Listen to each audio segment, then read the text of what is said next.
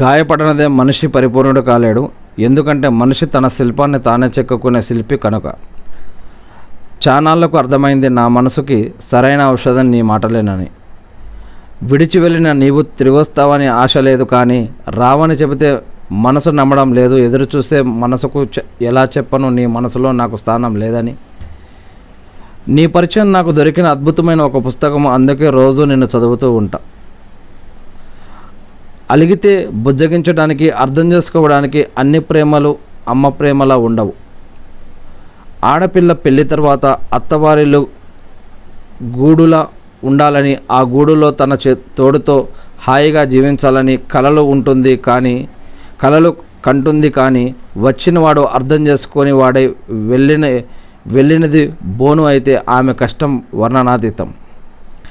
ఒకప్పుడు పెళ్ళైన కొన్నాళ్లకు కొత్త జంటను ఏం చేస్తున్నారు అని అడిగితే ఏదైనా ఇల్లు కొందామనో పిల్లల్ని కనాలనో ప్లాన్ చేస్తున్నామని చెప్పేవారు. ఇప్పుడు చాలామంది మాకు సెట్ కావడం లేదు, డైవర్స్ కోసం చూస్తున్నామంటున్నారట కొంతమంది. ఎక్కడో మరి. అంటే కాలం మారే కొద్దీ ప్రేమ తగ్గిపోతుందో లేక ఒంటరితనం అలవాటైపోతుందో అర్థం కావడం లేదట.